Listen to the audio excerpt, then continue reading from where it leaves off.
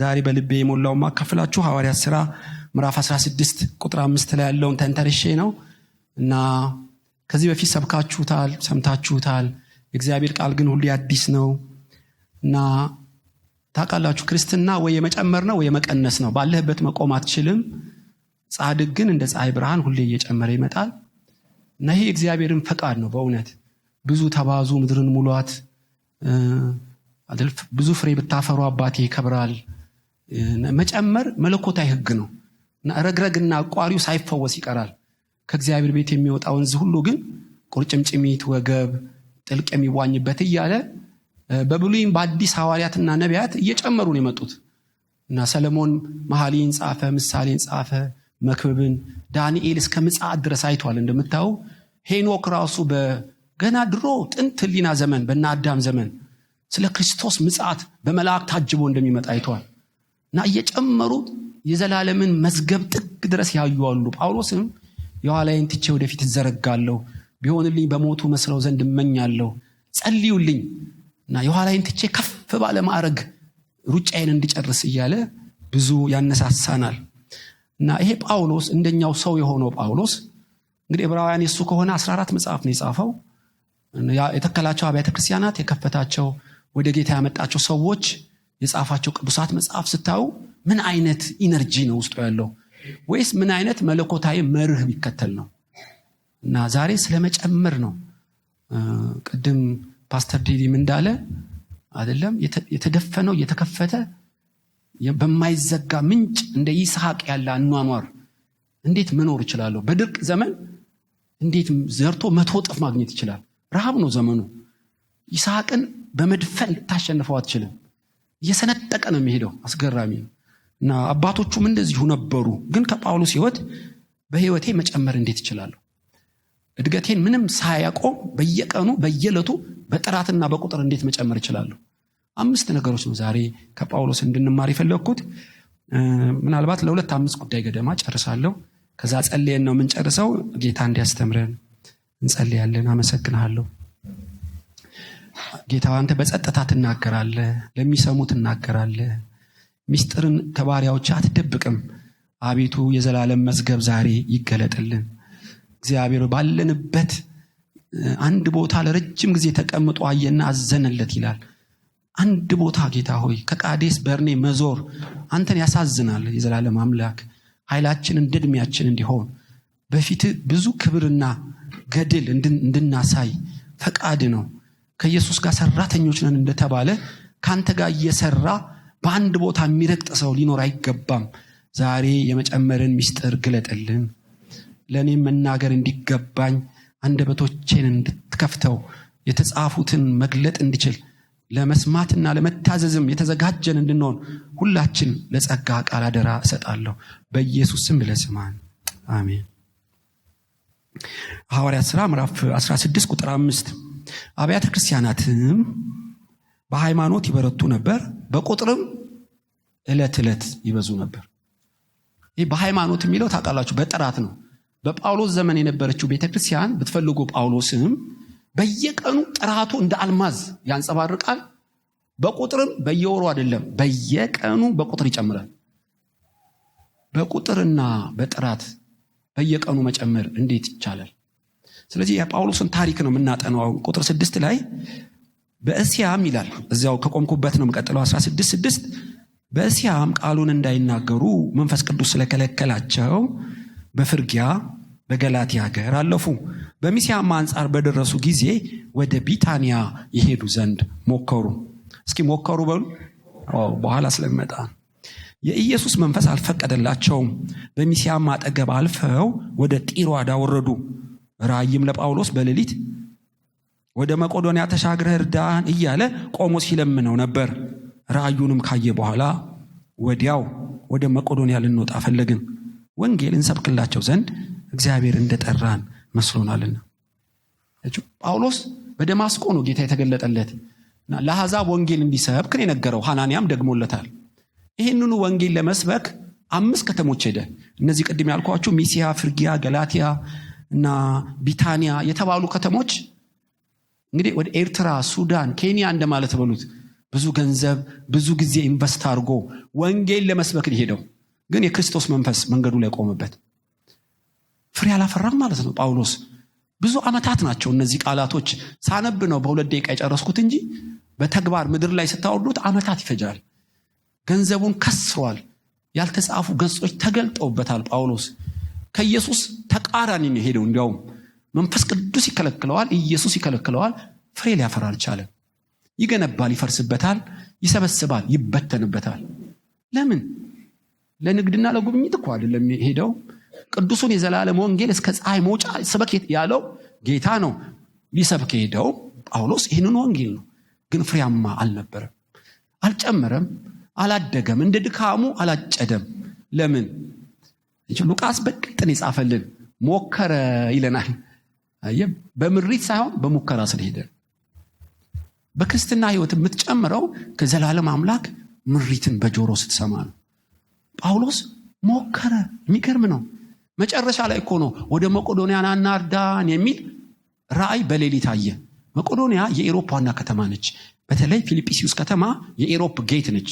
እነ ሊዲያ ትዝ ይላቸዋል። እስር ቤቱ ሲናወጥ ከሲላስ ጋር የመጀመሪያው ገድል በጣም ብዙ ያጨደውና ጎተራ የከተተው በሰማይ መዝገብ በፊልጵስዩስ ነው።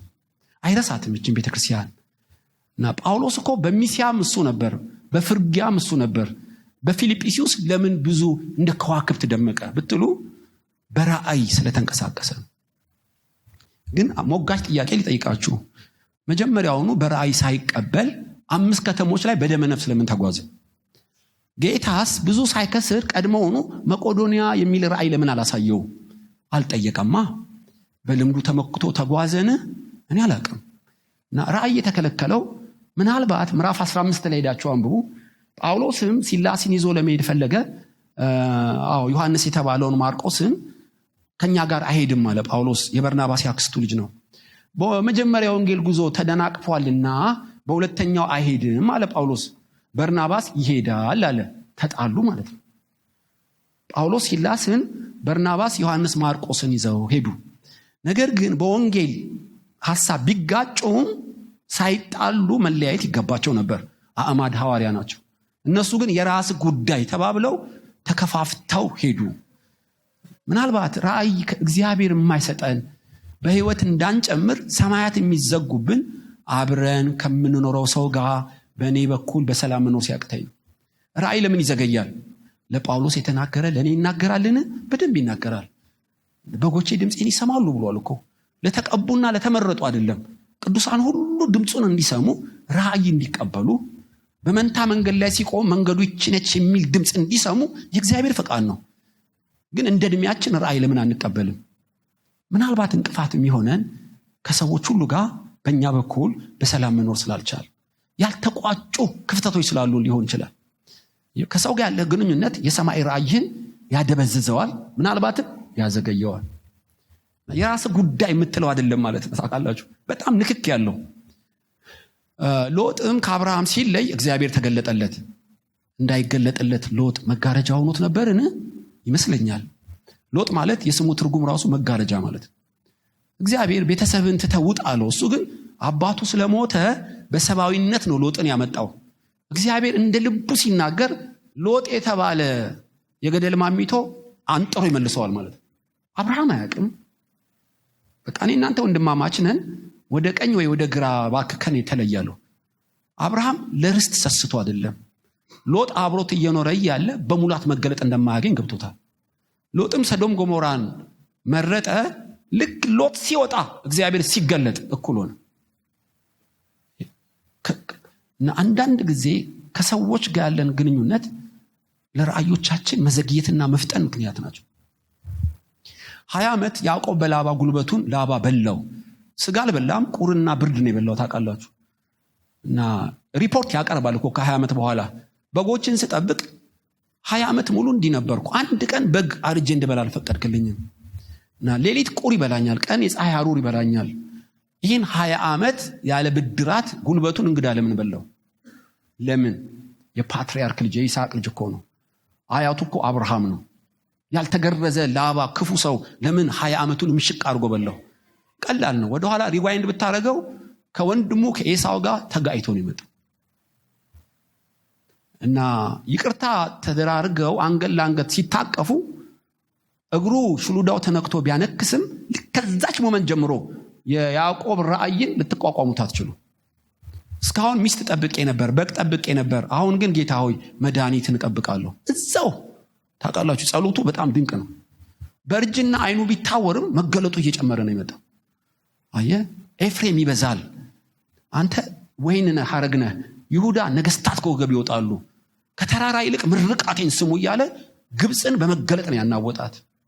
20 ዓመት በሶሪያ ግን እንዲህ አልነበረም። ከወንድሙ ከኤሳው ጋር ያለውን እንቆቅልሽ ሲፈታ የሰማይ መስኮቶች ተከፈቱለት ማለት ነው። አንዳንዴ ጳውሎስ ገብቶታል። በኋላ ከበርናባስ ጋር እርቅ በመፍጠር ዮሐንስ የተባለው ማርቆስን እንደሱ ያለ ማንም የለኝም ብለው እርቅ ፈጥረዋል እና ጳውሎስን በመገለጥ እየጨመረ መጥቷል። በእርግጥ አንዳንዴ ምክንያቱ ከሰዎች ጋር ባለን ግንኙነት ይሆንን እላለሁ። በእውነት ቃይል ወንድም አቤል ወዴት ነው? የወንድሜ ጠባቂ ነኝ። ሰማያት ቅርቅረው የብረት መዝጊያ ሆነበት ምድር። ቃይልም በምድር ኖረ፣ ከእግዚአብሔር ፊት ወጣ፣ ከተማ ሰራ። የከተማዋን ስም ሄኖህ አላት። ሄኖህ ምንድን ነው? መንከራተት ማለት ነው። ቃይልም ልጅ ወለደ፣ የልጁንም ስም ምን አለው? ሄኖህ አለው። ሄኖህ ምን ማለት ነው? መንከራተት ማለት ነው። መንከራተት ና ቡና ጠጣ፣ መንከራተት ና ልብስ ልበስ። አየህ፣ ያለ እግዚአብሔር ኑሮ ይበላል አይጠግብም፣ ይጠጣል አይረካም፣ እንደ እብድ እየዛበረ ነው የኖረው። ረጅም ዕድሜ ያለ እግዚአብሔር ኖረ። ለምን ብትል ከወንድሙ ጋር ችግር ነበረው እንጂ እኮ የአዳም ልጅ ነው። ቤት ጠቦት አይደለም፣ ምድር ሁሉ እኮ የሱ ነው። ምንም ማረስ አይገባውም። ቲማቲም ሙዙን እየለቀመ መብላት ይችላል። አየህ፣ ያኔ እኮ በገነት እፍታው ላይ ነበረ። ሰው ነው። የተበከለ አየር የለም፣ የተበከለ ወንዝ እኮ የለም። እንደኛ እኮ አያስነጥስም። ያኔ ቫይረስ የሚበዛ አይመስለኝም። ነገር ግን ችግሩ ምንድን ነው ብትል ራእይን ከሚሰጠው ከእግዚአብሔር በወንድሙ ምክንያት ዞር አለበት። ቃይልም ከእግዚአብሔር ፊት ወጣ። እግዚአብሔር ቤት ቁጥር አለው የለውም እኮ፣ ከህልውና ወጣ። ከባድ ከሰዎች ጋር ያለን ግንኙነት ከእግዚአብሔር ጋር ያለንን ራእይ ይወክላሉ ለማለት ነው። እና በምሪት ነው በየቀኑ መጨመር የምንችለው። በምሪት ምክንያት ምሪት ካላገኘን በቀር መጨመር አንችልም። እና ምሪትን የሚሰጥ አምላክ አለ እኮ። አንደኛው በሙከራ ስለምንሄድ ነው። ሁለተኛ ከወንድሞቻችን ጋር ስለ ቋጨታውን ስለማንፈታው። እና ኢያሱም የገባውን ሰዎች መጡ፣ እንጀራና ወይን ጠጅ ያረጀ ይዘው።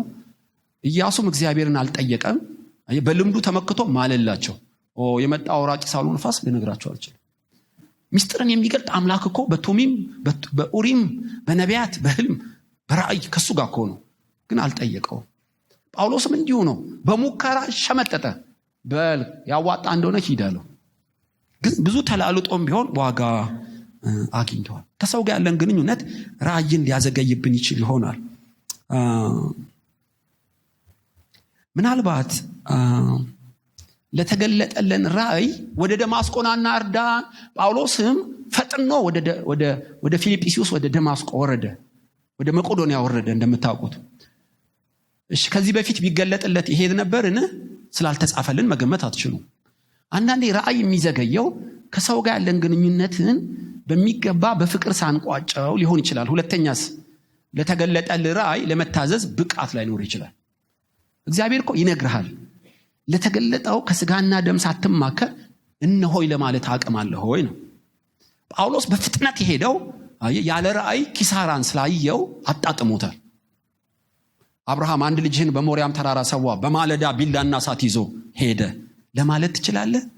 አንዳንዴ የእግዚአብሔር የሚመጣው ራእይ ካንተ ፍላጎት የተለየ ሊሆን ስለሚችል ለመጣው ራእይ ሙሉ ለሙሉ ለመገዛት ፈቃደኛ ልብ አለ ሆይ?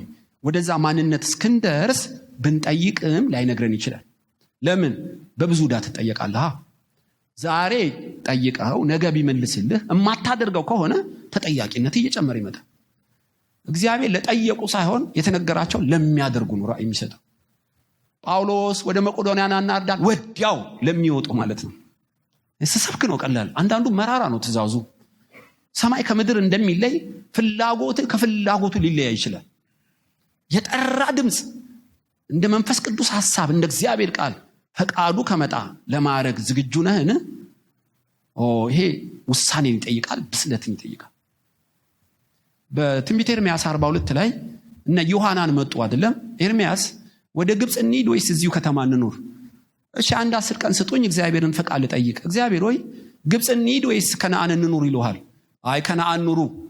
ምንም ወደ ባቢሎን ወንድሞቻቸው ቢፈልሱም ሴኩሪቲውም የላላ ቢሆንም እኔ ከናንተ ጋር ነኝ።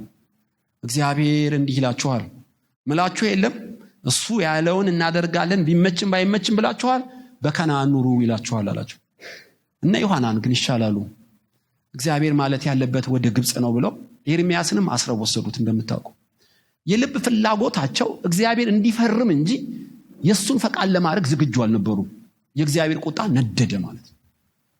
ጳውሎስ ግን በሕይወቱ እንዲጨምር ከረዳው አንዱ ለራሱ ሞቶ ለእግዚአብሔር ፈቃድ ለመኖር የተዘጋጀ ማንነት ስላለው እና በኋላ ግን አገኘው። የሚያስገርመው የገነባው ቢፈርስም የሰበሰበው ቢበትንም እጁን አጣምሮ አይቀመጥም ጳውሎስ እና ቀንና ሌሊት ይሞክራል፣ ይፈርስበታል፣ ይሞክራል እና በሌሊት በቀን ተፈልጎ የጠፋው በሌሊት ተገለጠ።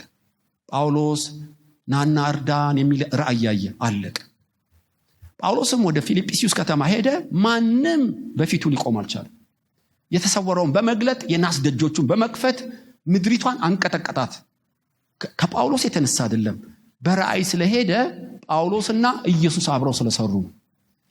በህይወታችን በጣም የምንጨምረው ከዘላለም አምላክ ጋር ስንናበብ፣ የፈቃዱ ዕውቀት ስናገኝ፣ ሚስጥርን ከሰማይ መቅዳት ስትችል። ስለ ክርስትና የሚገርመው በሙከራ የሚሆን ህይወት አይደለም። እግዚአብሔር ለጳውሎስ እንደተናገረ ለኔ ይናገራል፣ ላንቺ ይናገራል። በደንብ ነው፣ በእውነት ይናገራል እኮ። እግዚአብሔር መናገርን የሚወድ አምላክ ነው። አባት ከልጁ ጋር ማውራት እንደሚወድ ከልጆቹ ጋር ማውራት ይወዳል። ግን ፍጻሜና ተስፋ ያለው አዋጪ የእግዚአብሔር ፈቃድ መሆኑን አውቀን ያንን ለማድረግ እንደ አርበኛ ተዘጋጅተሃል ወይ ነው ጭንቁ እንጂ እግዚአብሔር እኮ የሚናገር አምላክ ነው በእውነት። ታውቃላችሁ በዚህ ስለሚቀረጽ አንዳንድ ነገር መናገር ይከብዳል። ኢቭን በቢዝነሳቸው ራሱ ከሰማይ አምላክ ራእይ ተቀብለው በአዲስ አበባ ውስጥ ማንም ሊቋቋማቸው የማይችሉ 3 ሰዎችን ያውቃሉ። የሚቀልጥ ራእይ መጥቶላቸው ይገርማል። ማንም ሊቋቋማቸው ያልቻለ እንደነሱ ከነሱ በላይ የሚተጉ ከነሱ በላይ ገንዘብና ዕውቀት ያላቸው ሊደርሱባቸው አይችሉም። ልክ ለይስሐቅ ረሃብ ነው አይደለም፣ በፍልስጤም ኑር አለው። ሲዘራው 100 እጥፍ ነው። ከማዳበሪያ የተነሳ እኮ አይደለም፣ እንደምታውቁ ከመስኖም የተነሳ አይደለም።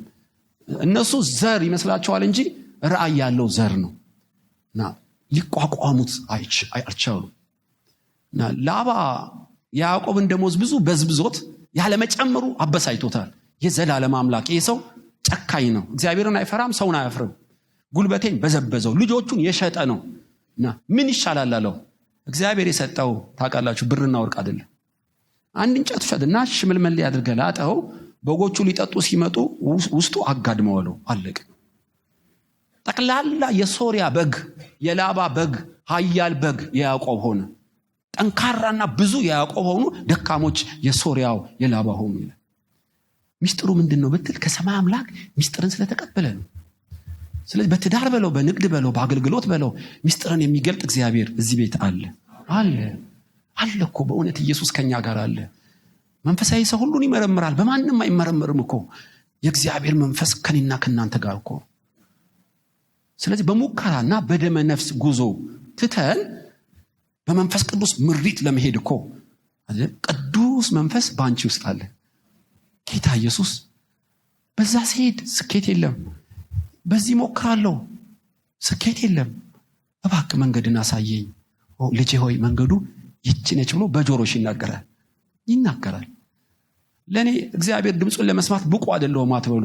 እግዚአብሔር ለባሪያዎቹ ይናገራል በእውነት። እና ጳውሎስ በጣም ስኬታማ ከሆነበት አንዱ ከሰማይ አምላክ ራእይን በመቀበሉ ነው። እና በዚህ በራእይ ብዙ በተናገርኩ ጊዜ እንዳያጥረኝ ወደ ሁለተኛው ልሂድ። ከዛ ሁለተኛውን ቁጥር 11 ላይ ከጢሮአዳ ተነስተን በቀጥታ ወደ ሳምራቄ በነገውም ወደ ናጶሌ በመርከብ ሄድን። ከዚያም ወደ ፊልጵስዩስ ደርሰን እርሷም የመቄዶንያ ከተማ ሆና የወረዳ ዋና ከተማ ቅኝ ሀገር ናት። በዚያች ከተማ አንዳንድ ቀን እንቀመጥ ነበር። በሰንበት ቀን ከተማ በር ውጪ የጸሎት ስፍራ በዚያ መሆኑን ስላሰብን፣ እስኪ ስላሰብን በሉ። ኦኬ አሁን አንድ ቃል አገኘን። በዚያ መሆኑ ስላሰብን ወደ ወንዝ አጠገብ ወጣን። ተቀምጠንም ለተሰበሰቡ ሴቶች ተናገር። ከቲያጥሮን ከተማ የመጣች ቀይ ሐር ሻጭ እግዚአብሔርን የምታመልክ ሊዲያ የሚሏት አንድ ሴት ትሰማ ነበር። ጳውሎስ የሚናገረውን ታደምጥ ዘንድ ጌታ ልቧን ከፈተላት። እርሷም ከቤተሰቦቿ ጋር ከተጠመቀች በኋላ በጌታ የማምን እንደሆን ከፈረዳችሁልኝ ወደ ቤት የገብታችሁ ኑሩ ብላ ለመነችን፣ በግድም አለችን።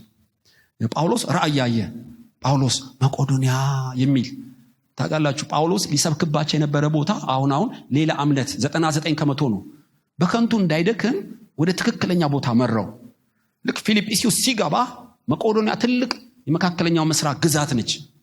ኦኬ መቄዶንያ ሂድ ብለኸኛል፣ ኔክስት ዋት ኔክስት፣ ቀጣይ ፕላንህ ምንድነው አላለም። ብዙ ጊዜ እዚህ ጋር እንሸወዳለን። እያንዳንዱ ዲቴል ነገር ውስጥ እግዚአብሔር ገብቶ ጳውሎስ ወንዝ ዳር ሴቶች አሉ። ቀኑም ቅዳሜ ሰንበት ቀን ነው።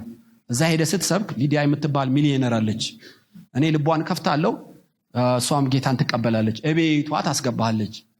አይደለም ጳውሎስ አልጸለየም፣ እግዚአብሔርም አይልም እንደዚህ።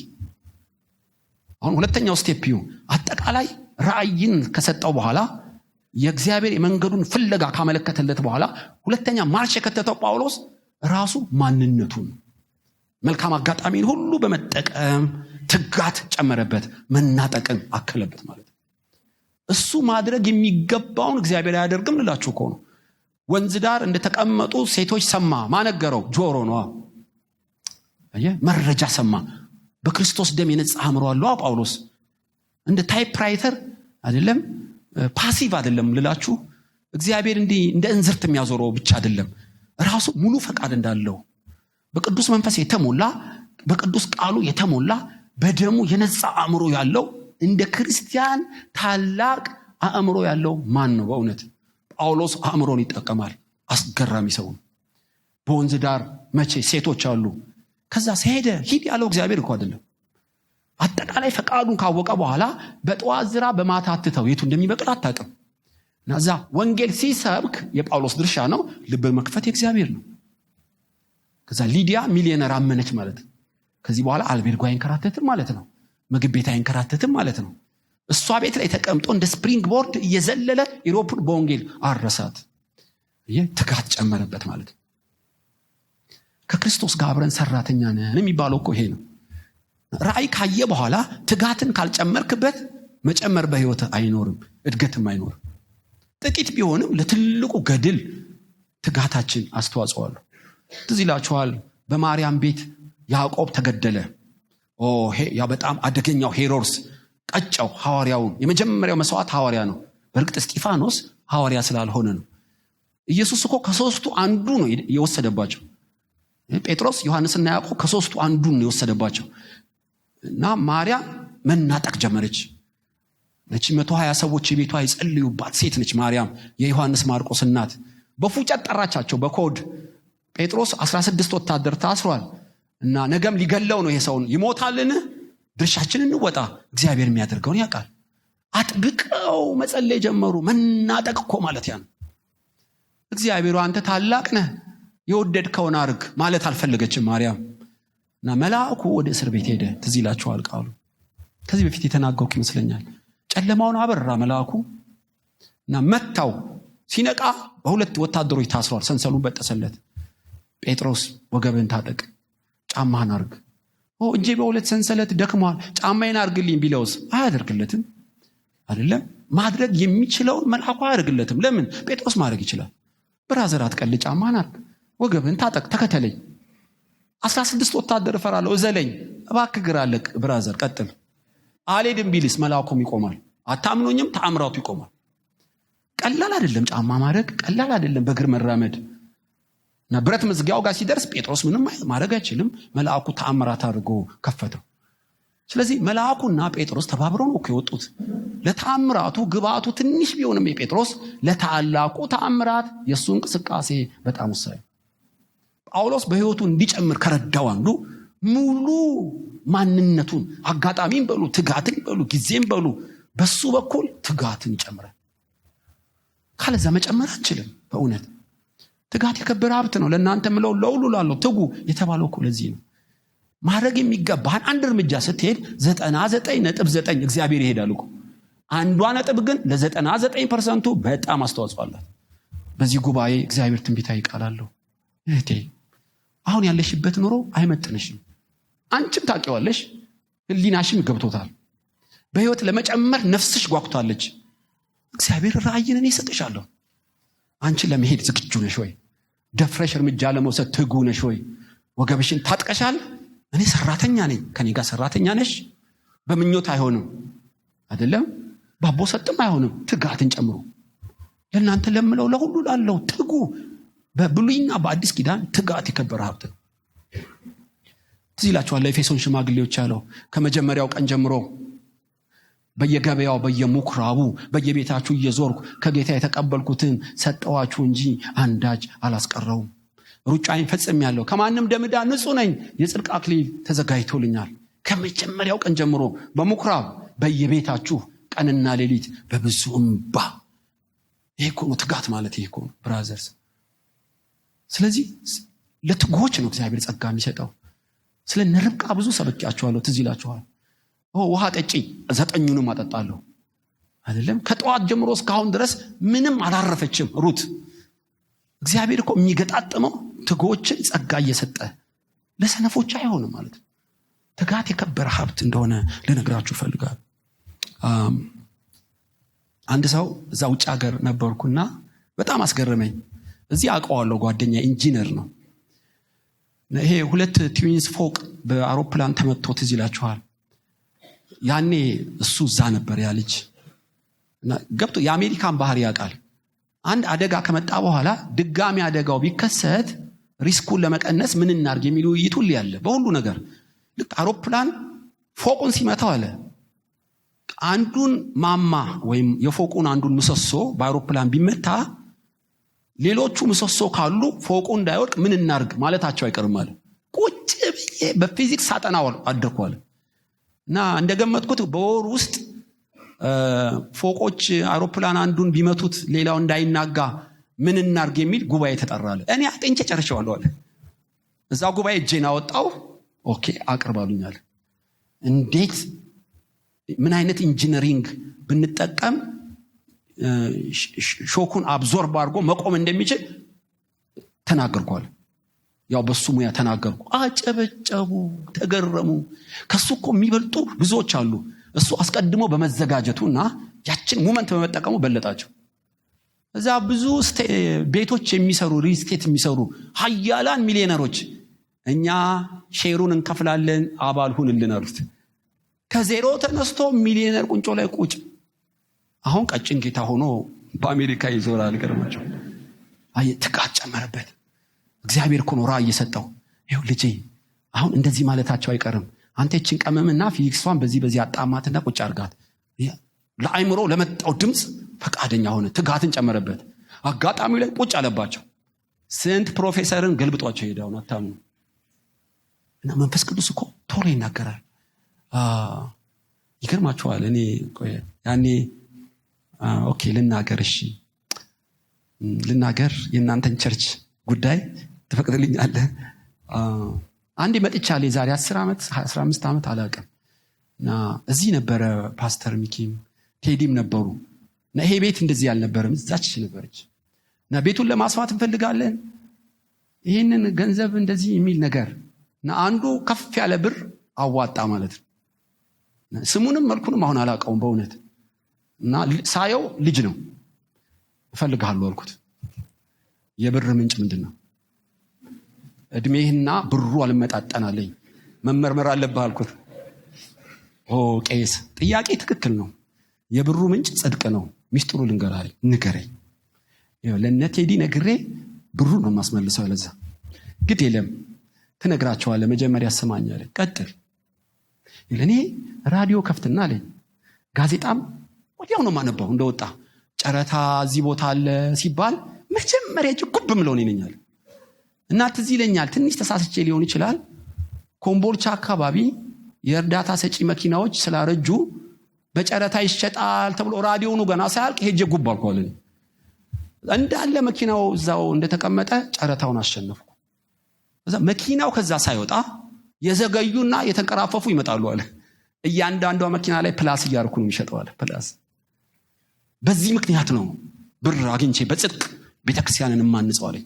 አቀፌ ሳምኩት። በእውነት ማን እንደሆነ አላውቅም። የዛሬ 18 ዓመት እኮ ታሪክ ነው የምነግራችሁ። አየ ልጁ እግዚአብሔር አይምሮን አንቅቶታል። ራእይ እኮ ማለት ልጄ ሙሴ የሚል ብቻ አትጠብቁ አይደለም። አሁን ቴዲ እንዳለ በውስጤ ፈሰሰ አንድ ነገር፣ አንድ ቃል መጣ። አየ ይናበባል ማለት አንድ የተገጠመ አለ ዛሬ የሚከፈት የሚላችሁ እኮ ልክ እንዲሁ ነው። ፓስተር ቴዲ አንድ የተደፈነ አለ ብሎት እኮ አይደለም፣ ግን አንድ መረዳት በውስጡ ዲዘርን ያደርጋል። መናበብ ጀመረ። ያንን ለእናንተ አስተላለፈ ማለት ልክ እንደዛ ነው ያ ልጅ። እና ራዲዮ ልጄ ሆይ ይሄ ጋዜጣ ይለዋል። እዛ ላይ ትጋት ጨመረበት። ከዛስ ቀርፋፎቹን ገልብጧቸው ይል። ይሄ እግዚአብሔር ቤት በሱም ልጅ ምክንያት ተሰራ ማለት ምላችሁ ነው። ጳውሎስ ትጋትን ይጨምርበታል። አብርሃም ለቅሶና ሰርግ ሲሄድ ለቅሶና ሰርግ ብቻ አይደለም የሚሄደው። ድርብ ዋሻ ካየ ካሜራ ያነሳታል። ሁለት አፍ ያላት ዋሻ እቺ ማነች? ኤፍሮን። ዋጋዋ ስንት ይሆናል? 400 ሰቅል ያዘጋጃል። ምቹ ጊዜ ይጠብቃል። ሳራ ስትሞት በፈለከው መሬት ቅበርልኝ፣ ያቺ ሁለት አፍ ያላትን ዋሻ ሽጡልኝ። አስቀድሞ እኮ ስካን አድርጎ ጨርሶታል። ብራዘር ሚስቱን እዛ በመቅበሩ ቀጣይ ትውልድ ሁሉ ስፍራውን እንዳይለቁ እንደመልህቅ ሆነ ማለት ነው። ስለዚህ ሻይ ስጠጣ ስትሄድ ስለ ንግድ ቦታ ማየት አለብህ አይደለም? እግዚአብሔር እኮ በዛም ይናገራል። እና ዛፎችን ስታይ፣ ቤተ መንግስትን ስታይ፣ ህዝቡን ስታይ፣ ራዲዮ ቲቪ ስትሰማ መንፈስ ቅዱስ በዛ ታሪክ ውስጥ ብልጭታ ያመጣልሃል እኮ። ያንን ቀብ ማድረግ እና አብርሃም በዚህ በጣም የበረቱ ነበሩ። እና ትጋትን ይጨምሩበታል። ዝም ብለው አይቀመጡም። በእውነት ጉድጓድ ይቆፍራሉ እና ዋሻን ያያሉ። እና በዚህ ምክንያት እየጨመሩ መጡ ማለት ነው። እና ስለ ስንፍና ተነጋግረናል። በእውነት ታካይ ሰው ያጋንናል፣ ያቋርጣል፣ ያስተላልፋል ብያችሁ። ስለዚህ በዘመናችን ትንሽ ትጋት ከጨመርክ እግዚአብሔር ራእይን ትንሽ ከጨመረ የማትቀመስ ነው የምትሆነው። ሌሎቹ በትጋት ነው የሚሰሩት፣ አንተ እኮ በራእይ ነው። ለሌሎቹ የሌለ የመንፈስ ቅዱስ ድምፅ እኮ ከአንተ ጋር አለ። ያግዛል እኮ፣ መንገድን ያሳያል አይደለም? የቱን እንደምትነግድ ከማጋ ፓርትነር እንደምትሆን በየትኛው በኩል እንደሚያምርብህ መንፈስ ቅዱስ እኮ ይናገራል። ጥቂት ትጋት ከጨመርክበት፣ አእምሮውን ከጠቀምክበት እንደ ጳውሎስ ማንም ሰው ሊቋቋም አይችልም ማለት። ጳውሎስ በዚህ ምክንያት እየጨመረ መጣ። እንደምታው ሶስተኛ ጳውሎስ በህይወቱ የጨመረው እዚሁ ቁጥር 16 ላይ ሄዳችሁ ወደ ጸሎት ስፍራ ስንሄድ የሟርተኝነት መንፈስ የነበረባት ለጌቶቿ እየጠነቆለች ብዙ ትርፍ ታመጣ የነበረች አንዲት ገረድ አገኘችን። እርሷም ጳውሎስንና እኛን እየተከተለች የመዳን መንገድ የሚነግሯችሁ እነዚህ ሰዎች የልዑል አምላክ ባሪያዎች ናቸው ብላ ትጮህ ነበር። ይህንም እጅግ ቀን አደረገች። ጳውሎስ ግን ተቸገረና ዘወር ብሎ መንፈሱን ከእርሷ እንድትወጣ በኢየሱስ ስም አዝሃለሁ አሉ። በዚያም ሰዓት ወጣ። ለጌቶቿ እየጠነቆለች ትርፍ ታመጣ የነበረች አንዲት ገረድ አገኘች። እርሷም ጳውሎስና እኛን እየተከተለች የመዳን መንገድ የሚነግሯችሁ እነዚህ ሰዎች የልዑል አምላክ ባሪያ ናቸው ብላ ትጮህ ነበር። ይህንም እጅግ ቀን አደረገች። ጳውሎስ ግን ተቸገረና ዘወር ብሎ መንፈሱን ከእርሷ እንድትወጣ በኢየሱስ ስም አዝሃለሁ አሉ። ይሄ ጥልቅ ነው። አየህ፣ አሁን ሶስተኛ የጳውሎስ የመጨመሩን ሚስጥሪ፣ አንደኛ ራእይ ይቀበላል፣ 2 ትጋትን ጨመረበት፣ 3 ትኩረቱ በተልእኮ ላይ ነው። ትኩረት። ሴትዮዋ እኮ አሜን የሚያሰኝ ቃል የተናገረችው የልዑል አምላክ ባሪያ የመዳን ቃል የሚናገር ለማንም ጴንጤ በቀላሉ ነው የምትታለሉት። ጳውሎስ ግን ትኩር ብሎ አያት። መንፈሱ ታወከበት። አያሌ ቀን ነው የሞከረችው። ለአያሌ ቀን ግራ ገብቶታል። ለምን? ቃሏ የተመረጠ ነው፣ እውነተኛ ነው ቃሏ ደግሞ። ነገር ትኩር ብሎ አያት። መንፈሱ ሲበሳጭበት ገባው። ይሄ የመገለጥ መንፈስ፣ መናፍስትን የመለየት መንፈስ በውስጡ እንዳለው ትረዳላችሁ። እንደዚህ ያለ ጥልቅ ዕውቀት እድገትህን የሚከለክል የብርሃን መልአክ መስሎ ጓደኛ መስሎ የብርሃን መልአክ መስሎ ኮምፓስ የሚያስቱ ብዙ ጅኒዎች አሉ እንደምታውቁ። እና ጳውሎስ ግን ትኩር ብሎ አየው።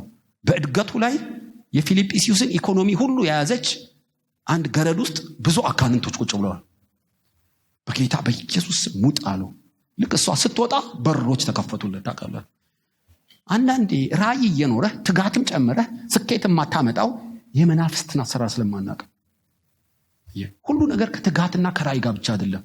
የዚህ ዓለም ገዢዎች ያዘገዩሃል። ታውቃለህ፣ ያዘገዩሃል፣ እንቅፋት ይሆናሉ። ኢየሱስን ራሱ ከፈተኑት እኛንም አይልቁን እንዴት ይህን ሁሉ ሰጣለሁ ስገድልኝ፣ ለአምላክ ስገድ ተብሎ ተጽፏል፣ ዘርበል ከፊቴ ይለው ነበር። ኢቭን ጴጥሮስን ተውሷል ሰይጣን። ጌታ ሆይ አይሁንብህ አንተ ሰይጣን ከፊቴ ዞርበል እንቅፋት ሆነኛል ይላል። ለስኬታችን እንቅፋት በሰውም በጉዝም ይጠቀማሉ አጋንንቶች። ጳውሎስ ግን ውጊያችን ከደምና ስጋ ጋር እንዳልሆን ገብቶታል። ትኩር ብሎ አየው። ለእድገቱ እንቅፋት የሆነውን ስፒሪት በገረዷ ውስጥ አየ። ራእይ እኮ አላችሁ በእውነት ትጋታችሁ እኮ በጣም ብዙ ነው። እዚህ ጉባኤ አንዳንዴ የመናፍስትን አሰራር እንስታለን። ምክንያቱም የጦር መሳሪያን ትቀይራለህ። ኃጢአቴ ነው ይቅር በለኝ ብለህ የምትለው አለ። ኃጢአት ስትወቀስ አንዳንዴ እኮ ኃጢአት እኮ ላይሆን ይችላል፣ አጋንንቶች ሊሆኑ ይችላሉ። ያኔ ማረኝ በሚል ሳይሆን ልቀቅ በሚል ነው የምታስወግደው። ውጊያን መቀየር አለብህ። አየህ ዳንኤል በዚህ ተሸውዶ ነበር ጥቂት እና 70 ዓመት እንደተፈጸመ ባየ ጊዜ እኔና አባቶቼን ኃጢአት ይቅር በል ይል ነበር። ጸሎቱ እኮ የተሰማው በመጀመሪያ ቀን ነው። የዘገየው ግን በኃጢአቱ አይደለም፣ የሜዶንና የፋርስ አለቆች ናቸው። ዳንኤል የመላእክቶች አለቃ ባያግዘኝ ኖሮ እኮ አልመጣም ነበር። አንተ ማረኝ ትላለህ፣ እግዚአብሔር ምሮሃል እኮ እና ለምን ዘገየ? ሜዶንና የፋርስ አለቃ አየር ላይ ተዋጉ። በአየር ላይ ውጊያ አለ እንዴ? ሜዶን አለቃ የሚባል አለ እንዴ? አለ ብራዘር። አንተ መሳሪያውን በሚሳኤል ልቀቅ የፋርስ አለቃ በልልን። ከዛ በኋላ ነው አንድ ቀንድ ያለው 2 ቀንድ ያለው የመናፍስትን አሰራር ዳንኤል እየተማረ መጣ ማለት ነው። ምንም ህሊና እኮ አይወቅስብህም፣ ቃሉ አይፈርድብህም። በጽድቅ ነው እኮ የምትኖረው። ትጋት እኮ አለ፣ ራእይ አለ። የመናፍስቱ ውጊያን ግን አታውቅም። ስለዚህ እድገትህ ዘገየ ማለት ነው። የጦር ዕቃ የክርስቶስ ስምና ስልጣን ተሰጥቶ ማስለቀቅ ስትችል የብርሃን መልአክ መስለው ከጎን ይቆማሉ። ትዝ ይላችኋል ፊልጶስ በጣም ድንቅ ነው፣ ድንቅ ተአምራት ያደርግ ነበረ እና ወደ ሰማርያ ሲሄድ አንድ ሲሞን የተባለ ጠንቋይ ጌታን ተቀበለ። ፊልጶስም ከሱ ጋር እንዲሰራ ፈቀደለት ይላል። አታምኑ? ለምን? ንስሐ ገባ። ኢየሱስ ጌታ ነው አለ። የቀደመውን ስራዬን ትቻለሁ አለው። አመነው። ጴጥሮስና ዮሐንስ መጥተው ግን ትኩር ብለው አዩት። አንተ መራራ መርዝ የሞላብህ የአመጽ ስራት ከፊልጶስ ዞር በለው። የመርዝ ብልቃጥ እኮ ነው። ፊልጶስ ግን አላወቀውም። ለምን? የአጋንንቶችን የጠለቀ አሰራር ግን አልተማረ ማለት ነው። አታምኑም? ዮሐንስና ጴጥሮስ መጥተው ሲሞንን ከፊልጶስ ባያገሉት ኖሮ በዳመና እየበረረ ገድሉ ባልበዛ ነበር። የሆነ አረንቋ ውስጥ ይከተው ነበር። አታምኑ? ወይም ጆሮ ላይ ሹክ ይላል፣ ገስታውስ እንክፈት ይለዋል። እንታውቃለን። በቃ እንደዛ ነው የሚለው። ይሄን ቅባት ሁሉ ይዘህ እንደ ገያዝ መንገዱ ላይ ፊልጶስ ባያደርገውም ግን እንቅፋት ይሆናሉ አንዳንዶች። የበለጠ ጸጋ ባላቸው ቅባት አንተ የሰይጣን ልጅ ዞር በላሉ አለ መናፍስቶች። ጳውሎስ በየቀኑ እንዲጨምር የረዳው ራእይን ይቀበላል፣ ትጋትን ጨመረበት፣ የክፉ መናፍስትን አሰራር ያውቃል ማለት ነው። ኢየሱስም ወደ ጌንሳሬጥ ሄደ። የሄደው መቃብር ቦታ ነው። ለምን? የጌንሳሬጥን ከተማ ያዘው ኃይለኛው በጌንሳሬጥ ነው። አንተ ማን አለው? ሌጊዮን ተቀምጦ ጌንሳሬጥ በተሰብክ እድገት አታመጣ። የተከራየውን ቢሮን ያፈረሰበት ኃይለኛውን ስታስር ቤቱን ትበዘብዛለህ። ስለዚህ እስካን መሰለል እኮ አለብህ። በዙሪያዬ እንዳላደግ ያለ ተብታቢ ጅን ያለ ደጋሚ ኮከብ ቆጣሪ ያለ እንዴ ዙሪያዬ በዘሪ ውስጥ ማን ነው ብለህ ትንሽ እኮ መሰለል ነው። አየህ፣ ገዢውን ያመለክታል። ከሚሳኤልህን ወደ ገዢው ታዞራለህ ብራዘር።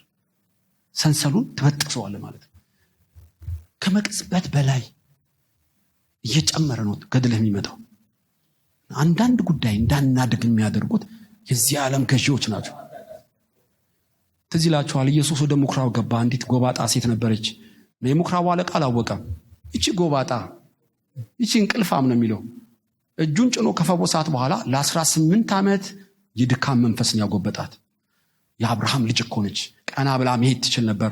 ችግሯን አላወቁላትም። ስፓይናል ኮርድ ነው የእንቅልፍ መንፈስ ምናምን ይሏታል። ኪኒን እያወጡ ያናቃቋታል። ችግሩ በሽታ ቢኖርም የዚች ግን የድካም መንፈስ ነው። ምኩራብ አለቃ ላስተምርህ፣ ሐዋርያቱ ላስተምርህ በኢየሱስ ስም የድካም መንፈስ ይላት ቀጣለች። የዘላለም አምላክ አንዳንዱ ጉዳይ አጋንንታይ ተቻሉ። አየህ፣ ስለዚህ ጳውሎስ ያያል። የዋዛ ሰው አይምሰልህ። ያያል፣ ያገኘዋል። የብርሃን መልአክ መስሎ ቢመጣም አሸውደው ዘርበል መንፈሱን አለው። ገረዷን ገቢ ያረገና መንፈሱን ዘረረው በካራቲ። ፊልጵስዩስ ተነቃቃች። ስለዚህ ነው የጳውሎስ የእድገቱ ምንጭ። ኢየሱስም ወደ ምኩራብ ገባ። አንድ አይደል በመናፍስት ነው አንተ ርኩስ መንፈስ እንዳትጎዳት ለቀውጣ አንተ የድካም መንፈስ ይለዋል። የዝሙት መንፈስ የጫት መንፈስ ይባላል። ለከቃዴስ በርኒያ የምታዞር መንፈስ። ብዙ አይነት ስፒሪቶች አሉ ታውቃላችሁ። ሰይጣን አንድ ነው፣ አጋንንት ብዙ ናቸው። ስለዚህ እንዳታገቢ ጣልቃ የሚገባ ይሆናል እኮ ስራ እንዳይባረክ ጣልቃ የሚገባ ጅኒ ተብታቢ ሊኖር ይችላል። ያንን በመቃወም ነው ድል የምትነሳው። እና ጳውሎስ በዚህ በጣም ስኬታማ ነው። አጋንንቶችን ስራቸውን ያውቃል። አራተኛው ጌቶቿም የትርፋቸው ተስፋ እንደወጣ ባዩ ጊዜ ቁጥር 19 ጳውሎስና ሲላስን ይዘው በብዙ ደበደቧቸው፣ በግንድም ጠርቀው ወህኒ ቤት ጣሏቸው። እና ጳውሎስና ሲላስ በዜማ በሌሊት አመሰገኑ። ለስኬቱና ለመብዛቱ ሚስጥሪው ራእይን ይቀበላል ጳውሎስ አይደለም። ከዛስ ትጋትን ጨመረበት። ከዛስ የኢቪል ስፒሪት አሰራርን ያውቃል። አራተኛው ስለ ክርስቶስ በፈቃዱ መከራን የሚቀበል። በግንድ ጠረቃቸው፣ ራቁቱን በብዙ ደበደቡት። የዘላለም አምላክ ወደ መቄዶንያ ሂድ ብለኸኝ የለም እንዴ? ሮማይ እኮ ራቁቱን አይገረፍም። ይኸው በግንድ እኮ አጣበቁኝ የለህም እንዴ አላለም። ያውቀዋል። የመንገዱ ባህሪ ነው። ስለ ክርስቶስ መከራ ለመቀበል ስለፈቀደ እንጂ ስላላመመው አይደለም።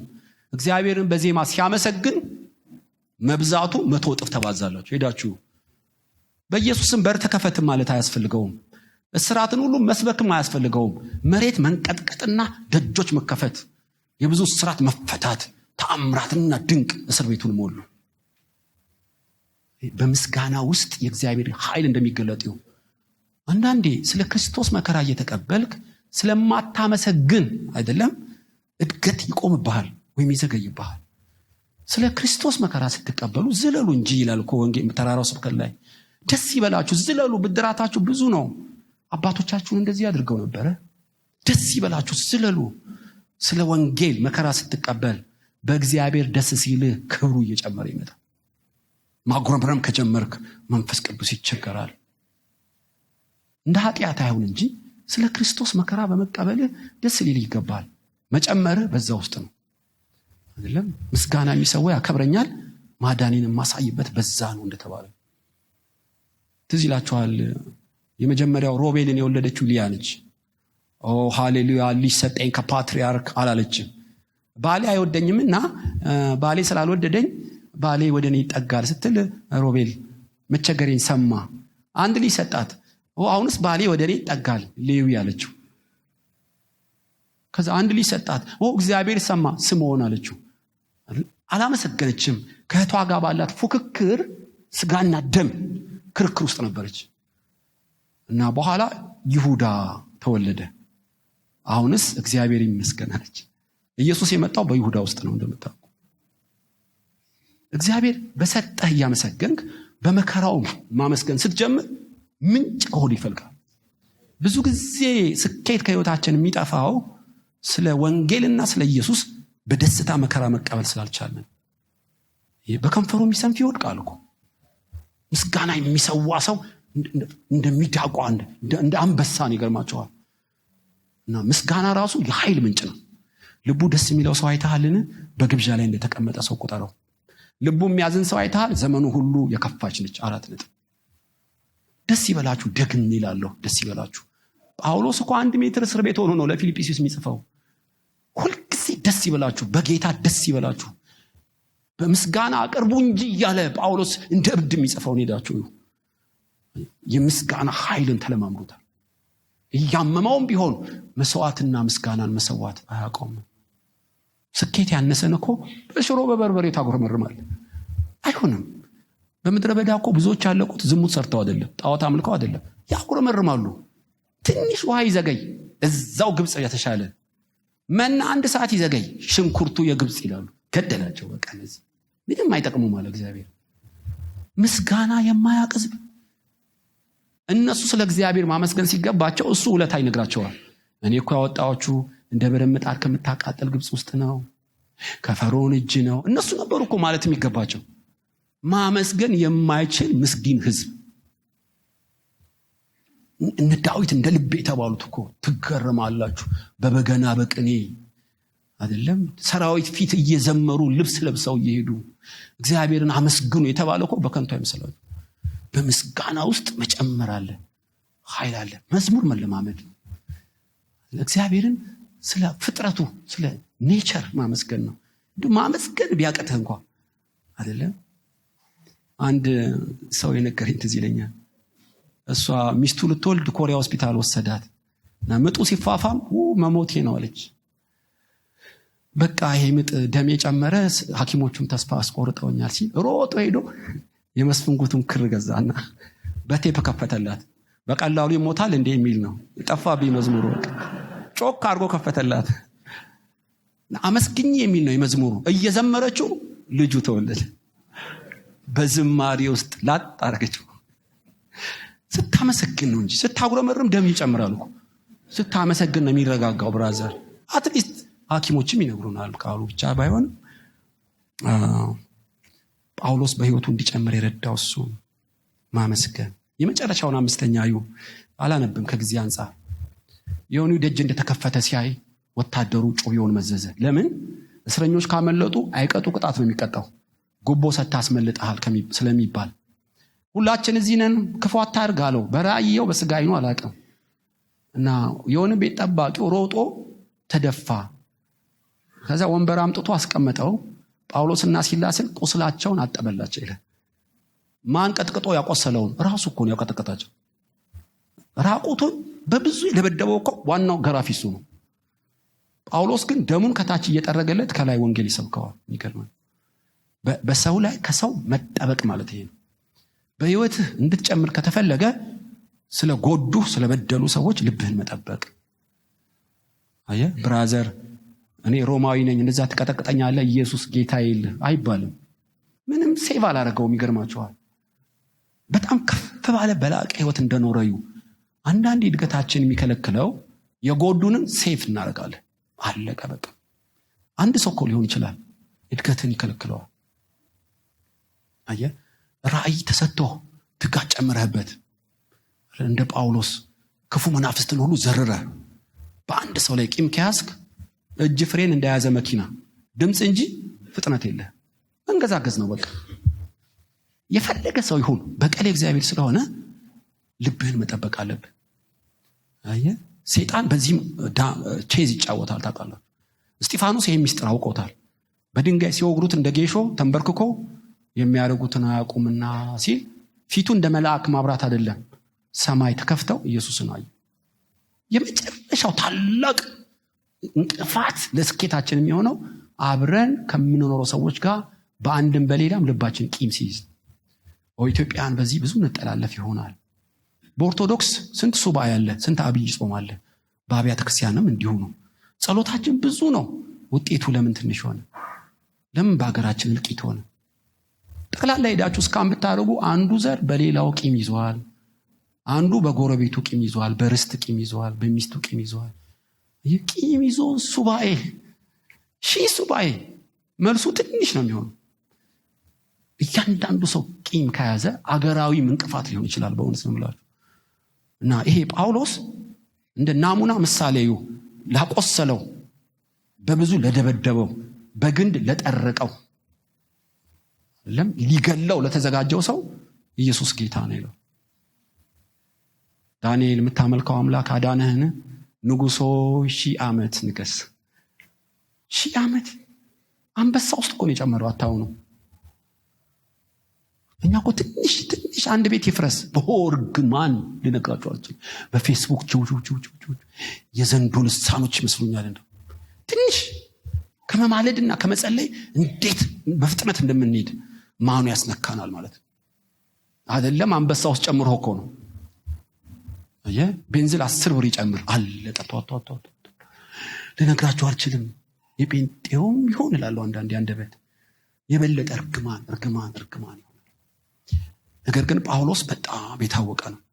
ይሄ እኮ አጋንንት ያደረበት ነው። ሳኦል ይኸውልህ 85 ካህናትን ገደለ። ኖ እጄን እግዚአብሔር በቀባሉ ያላኖር።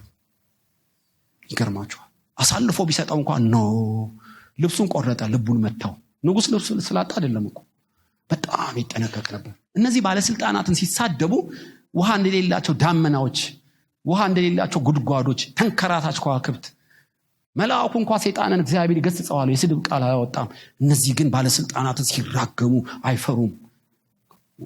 ተንከራታች ከዋክብት ይላቸዋል ያዕቆብ። በሚጠሉን የጎዱን ሰዎች ማስረጃና መረጃ ባለን ላይ ልብህን መጠበቅ።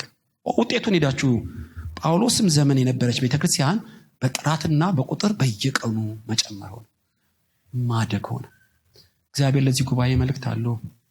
ልጄ ሆይ አሁን ካለሽበት፣ አሁን ካለህበት ቅድም ቴዲ እንዳለን እንደ ይስሐቅ 100 እጥፍ የቆፈርከው እንዲመነጭ የዘራው እንዲበቅል ማንም ሊቋቋም እንዳይችል ራእይን ከኔ ጠይቅ። እኔ እናገራለሁ። ስለምን እንደማልናገር ትቆጥራለህ? ልጄን ራሱ ሰዋውልህ አይደል እንዴ? ራእይ መስጠት እኮ ቀላል ነው። የጥበብና የእውቀት መዝገብ እኔ ነኝ። እኔ እናገራለሁ። አንተ የኔ እኮ ነህ፣ የኔ ነሽ አንቺ። በሙከራ መኖር የለብሽም። እንደ አሕዛብ አይደለም ባቦሰጥ መኖር የለብሽም። እኔ ምስጢርን እገልጣለሁ፣ መንገድን አሳያለሁ፣ አዋጪ የህይወት ጎዳናን እመክርሻለሁ። ለምን አትጠይቂኝም? ነብይ ከሌ ብቻ ነው የተቀባ ከሌ የምትፈልጊ? ለአንቺ እኮ አባትሽ ነኝ። እግዚአብሔር እኮ እንደዚህ ይላል። እኔ ራእይን እሰጣለሁ። በእውነት እንድትጎሰቆ ያልፈልግም። በአንድ ቦታ እንድትሽከረከር ያልፈልግም። ለምኝኝ እሰጥሻለሁ፣ ጠይቅኝ እገልጥልሻለሁ። ከዛስ በገለጥኩልሽ ለመኖር በገለጥኩልሽ አቅጣጫ ትንሽ ትጋትን ጨምሪ። ትንሽ እማትችውን አድርጊ ያልልሽም እኮ እማትችለውን አላሸክምህም። አእምሮህን ተጠቀምበት። በደም የነጻ እኮ አእምሮ አለ። ጆሮ፣ አይን ሻርፕ እኮ ነው። በልብ ውስጥ የሚመጡት የጥበብ መዛግብት እኮ ብዙ ናቸው። ለምን ስለ ራስህ ኔጌቲቭ ታስባለህ? አረባም፣ አልጠቅምም፣ አልተማርኩም ለምን ትላለህ? አንተ የኔ እኮ ነህ። ተቤዥቼሃለሁ። ስላሴዎች በአንተ ውስጥ እኮ አሉ። መላእክት በዙሪያ አሉ። እንደ ተራ ሰው የሚቆጥርህ ጂኒ ይወጋ። በእውነት ትዝ ይላችኋል አዳም ከዚህ በፊት ልናገር አላውቅም። በእርግጥ ከኤደን ገነት እግዚአብሔር አባረረው። ዛፏን እንዳይበላ በሩን በምን አስጠበቀ? በኪሩቤል አንድ ትላለህ። መልአኩ ብቻ አልበቃም። 24 ሰዓት የምትሽከርከር ሰይፍ ቁጭ። ሰይፏ ብቻ አልበቃችም፣ የምትነድ እሳት ተከለለ። አለቀ። ለአንድ አዳም 3 ዘበኛ ለምን ተፈለገ? አእምሮ ከባድ ነው ብራዘር። መልአኩን ሊሸውደው ይችላል። ሰይፏንም ራሱ አላመናትም። እሳት አደረገና ቁጭ አለ። አዳም የወደቀው አዳም እኮ ነው የሚል በክርስቶስ ሁለተኛው አዳም ዳግመኛ የተፈጠርከው አንተ ታላቅ እኮ ነው ብራዘር። እንደማይረባ ትቆጥራለህ? ከማይሞትና እድፈት በሌለው ደም እኮ ነው የታጠብከው። እና ይሄ ሁለተኛው አዳም ዳግም የተወለደው አእምሮ እኮ ቀላል አይደለም። የዚህ ዓለም ልጆች ከብርሃን ልጆች ለትውልዳቸው ይበልጣሉ የሚለው እኮ የሚያስጨበጨብ አይደለም። እኛ መብለጥ ነበረብን። ስለምን? በቢዝነስ፣ በትምህርት፣ በንግድ፣ በፈጠራ፣ በንግግር፣ ባረማመድ፣ በሁሉ ነገር እኮ ነፍስም አልቀረላት ንግስት ሳባ። ከሰለሞን የሚበልጥ እዚህ ቤት አለ። ያ ማን ነው? ኢየሱስ እኮ ነው። ኢየሱስ ከአንቺ ጋር ነው አይደለም? ቅዱስ ቃልና እውነተኛ አምላክ ይዤ እንዴት መጨመር ያቅተኛል? እንዴት ሊሆን አይችልም? በፍጹም። ልጄ ሁሌ ይኮንነኛል። አንዳንድ ነገር አማክረዋለሁ።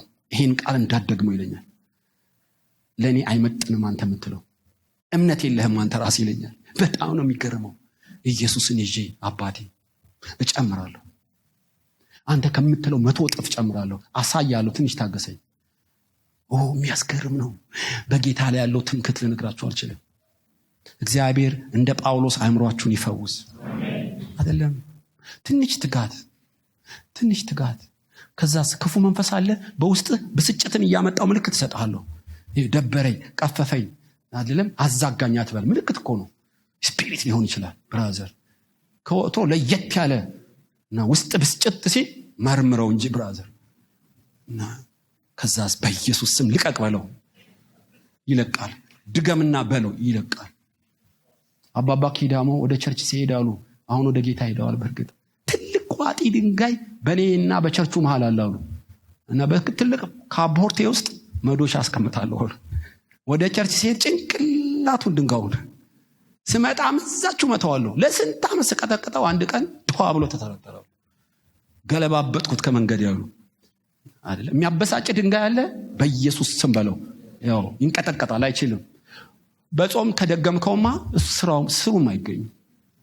አንተና ዘርህን ነፃ ማውጣት ትችላለህ እኮ። የመንፈሳዊ ውጊያ መንፈስ ይሙላባችሁ በእውነት።